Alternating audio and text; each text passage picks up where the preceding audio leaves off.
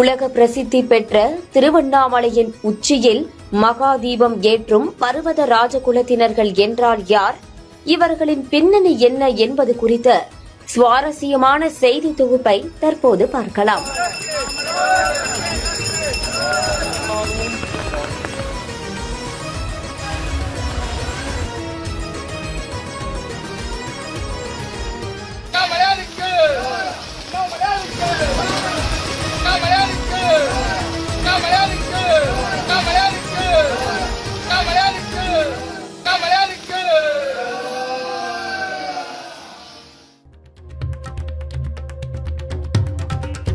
உலக பிரசித்தி பெற்ற திருவண்ணாமலை அண்ணாமலையார் கோவிலில் ஆண்டுதோறும் கார்த்திகை தீப திருவிழா கொண்டாடுவது வழக்கம். இந்த விழாவில் முக்கிய நிகழ்வான மகா தீபமானது 2668 அடி உயரமுள்ள மலையில் ஏற்றப்படுவதும், அதை காண உலகில் பல பகுதிகளில் இருந்து சுமார் 50 லட்சம் பக்தர்கள் வருவதும் வழக்கம். இந்த மகா தீபம் ஏற்றுவது ஒன்றும் அவ்வளவு எளிதல்ல.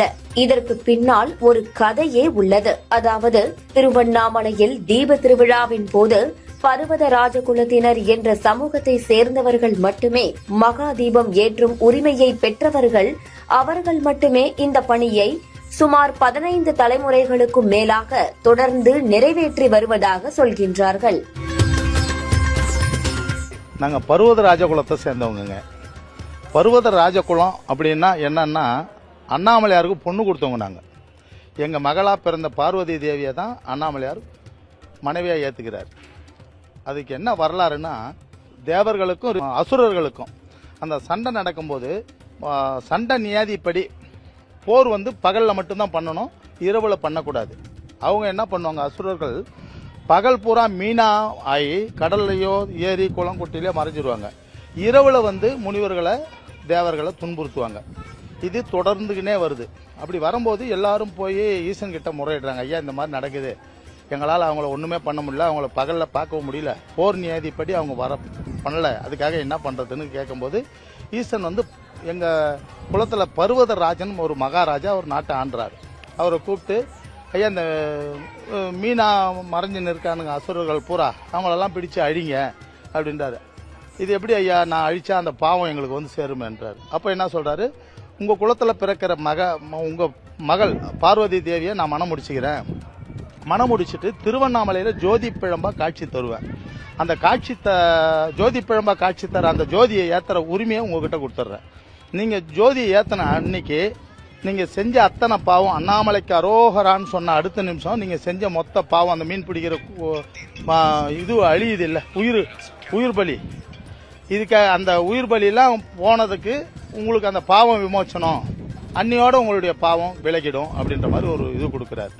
அப்போ கடல்ல போகும்போது கடல் தண்ணி உப்பு அரிக்கும்ன்றதுனால செம்பால செய்யப்பட்ட ஒரு படகையும் ஒரு இந்த வலையும் ஒன்று கொடுக்கிறாரு. அந்த வலையை எடுத்துன்னு தான் நாங்கள் போய் மீனெல்லாம் பிடிச்சு அழிக்கிறோம். அதுக்கப்புறம் எங்கள் குளத்தில் பார்வதி தேவி பிறக்கிறாங்க. அந்த அம்மாவை ஐயாவுக்கு மனம் முடிச்சு கொடுக்குறோம். இது வரலாறு சொல்ல முடியல. எங்களுக்கு தெரிஞ்ச ஒரு 15 தலைமுறையாக நாங்கள் இங்கே செஞ்சுட்டு இருக்கோம். அதுக்கு முன்னால் இருக்கிறவங்களும் செஞ்சுருக்காங்க. 15 தலைமுறைக்கு மட்டும்தான் எங்ககிட்ட வரலாறு இருக்கு. இப்போ தற்சமயம் ரெக்கார்டு.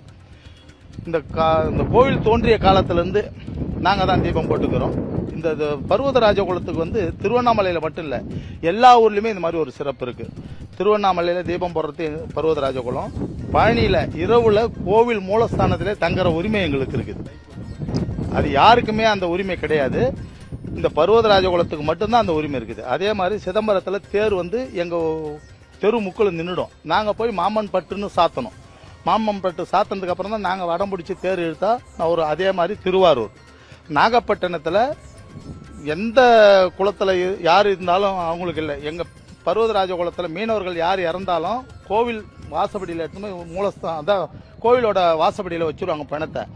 கோவில் கருவறையிலேருந்து சாமி மேலே இருக்கிற மாலையை எடுத்துன்னு எங்கள் பிணத்துக்கு சாத்தி, எங்கள் ஆளுங்க பிணத்துக்கு சாத்தினதுக்கு அப்புறம் தான் பிணம் எடுப்பாங்க. இது ஒரு வரலாறு. இது மாதிரி ஒவ்வொரு ஊர்லேயும் பர்வதராஜ குலத்துக்குன்னு ஒரு பெரிய வரலாறுங்க.